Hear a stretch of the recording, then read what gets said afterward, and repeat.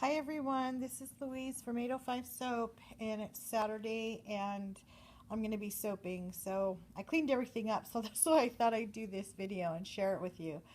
Um, Today I'm just going to do a short video, hopefully and clear and get all of this talked about melt and pour. Melt and pour base. A melt and pour base is already saponified. It's already cured. It's it is a soap that's made by a manufacturer that has no color and no scent. It has no design to it either. It is sold either in 2-pound containers or 25-pound boxes from different suppliers. Um, it's sold in logs from different suppliers. This soap is ready to be used. You can use it right now with no color and no fragrance. It would be an unscented soap, and there would be no problem with it at all. Um, it's a myth that it has to cure. This does not have to cure. When you take your soap home, you want to take it and you want to cut it up. And I use this here, and this is a taper's knife. And you want to take that taper's knife and you want to cut it up in little cubes like this, okay? You want to make little cubes out of it, like ½ inch, an inch big, and you want to cube it all up, and then you want to put it in a bowl like this. Show you a little demonstration here. You want to put it in a big bowl like this. You can use a smaller one, but after you cube it, let me get this out of here. This tool right here is a taper's knife, and it's sold at Home Depot or Lowe's. You can get them anywhere. They're about $10 to $15. See it? It's pretty handle. I like the handle. I've had mine for, I don't know, over 5 years. They wash up beautifully, stays in the soap room, So it's not a kid's toy, it's an adult toy. So what you're going to do is you're going to cube up your soap. You're going to get a glass container, and you're going to put the soap in the glass container. And you're going to heat it on 30-second intervals in the microwave until it's completely melted. I use big bowls. You can use smaller ones. Make sure that they're microwavable proof. Make sure that they don't have any cracks, that they're fairly new. You don't want anything to explode. When you do take them out, the glass sometimes is hot. Make sure you use your handle or a pot holder to take it out. After you've melted your product, okay, you're going to take a rubber spatula and you're going to stir it, and you're going to add fragrance oil or colorant. And it's fairly simple. I mean, it's not rocket science. This is a spatula. I buy a lot of these. These do not, anything in my soap room doesn't go into my kitchen. Simply because I use fragrance oils and I use colorants. And the fragrance oils will get into this plastic. I believe that they will, okay? If they can eat through a plastic cup and a styrofoam cup, I know that there's something in there that's not good for you to ingest, okay? So, in my opinion, everything in the soap room stays in the soap room, okay? And that's just me. Get plenty of spatulas, Hobby Lobby, Big Lots, thrift store, any place you can. I just bought this right here, this plastic container. If you don't like glass, you can get plastic. Totally microwavable. I got it at the thrift store the other day for $1.99. So if you are a thrift store person, go there. You can buy a lot of things really cheap for soaping, and they'll stay in your soap room for a very long time.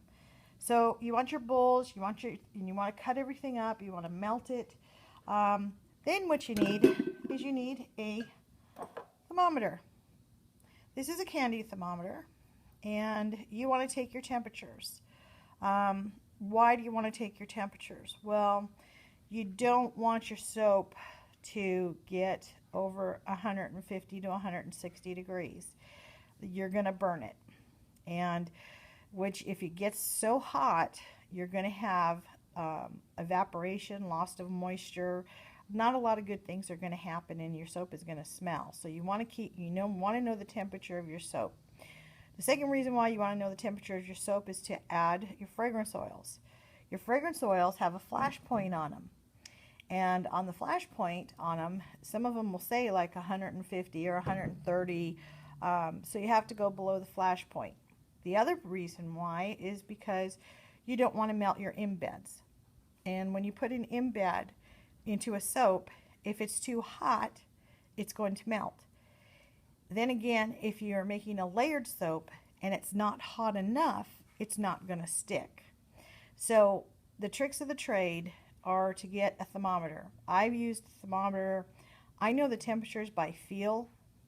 There's infrared thermometers. There's ones with a light on them. You can get those. They're about $20, $30 on Amazon. No problem. I started out with a candy thermometer, $5. So it's up to you how much money you want to spend and what you want to invest. Okay, so you have that and that. The other necessary thing is rubbing alcohol. I kind of figured out that the top to a spray bottle, after I was futzing and pouring this into a bottle, that the spray bottle top fits right onto the bottle. So I don't pour it anymore. I just put the spray bottle top right back on here and it works fine. I have 2 of them in my soap room. I keep them in my soap room all the time because I always lose one. So I got to have a backup. So you would probably start out with, you can buy a smaller bottle. You don't have to buy the big one, but it's like $3. So it might be worth it for your advantage to just buy it and just leave it.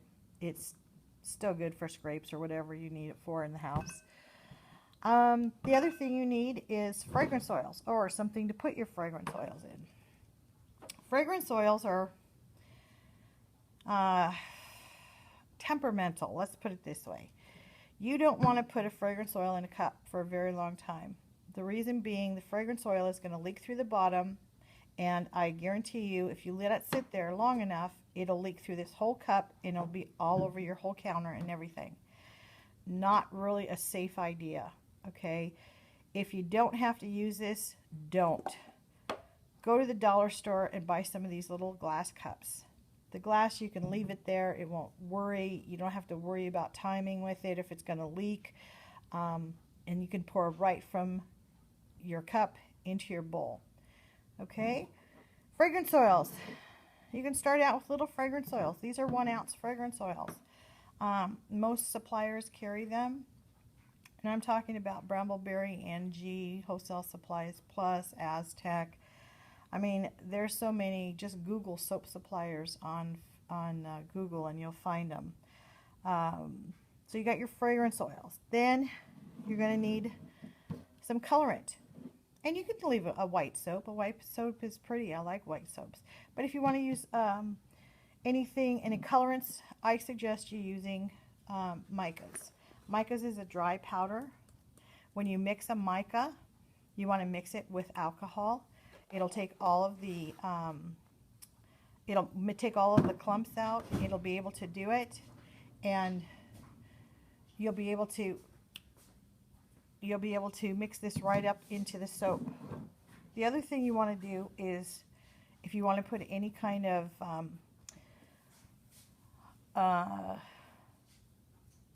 herbs in there or flowers, this is calendula petals. This is the only thing that I would suggest to put in Melt and Pour. As far as, rose petals turn brown, peppermint turns brown. Most of all of your other, what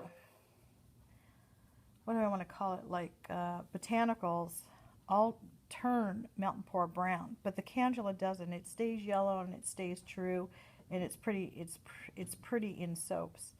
So those are the things that, you can figure out, but this works. Okay, the other thing would be, if you're going to be making embeds or curls, you can use a grater. I suggest using the large grate to grate it up, and you can grate it up and put it in there. The smaller holes don't work because it'll make it really mushy in there and not, it won't work on these sides. It's too small for the soap. So you want to put it through the large grater. My newest toy is this. And that is a salad shooter. And this is what I made from it. So this was really easy to make the shreds. And I just used white as an example. I didn't have any colored soap. So these are the white soaps. There's 4 attachments on here, I believe. And they look like this. And they are really handy. I mean, I'm having so much fun making this right now. And I just put them, I just wash these in soap and water and all the soap comes off. And I keep it in my soap room. But there's 3 or 4 other attachments that I got with this. And these are the butter curls. Okay. And then this was a smaller curl. So this was really neat. One of the ladies on the forum, I believe it was Ricky, said that she was using one. I hadn't used one, you know. I was still using my grater, and I can't tell you, it's just been really easy to work with and to soap with. So, you know, it's those things that what's going to make your life easier and how much soaping you're doing. I also carry a stick blender just for melt and pour. I do cold process, but this one is an old stick blender. I got it at the thrift store.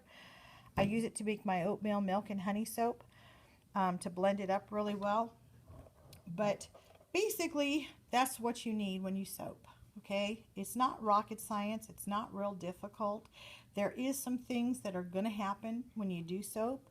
You're going to have layers come apart. You might melt embeds. There's some little tricky things that you can do that are real easy to fix, though. It's not like it's brain surgery. And the more you do it and the more you work with it, the easier it gets. So I have a Facebook forum, and I'd love to see you if you have any questions, or you want to talk about soap, or you want to see pictures.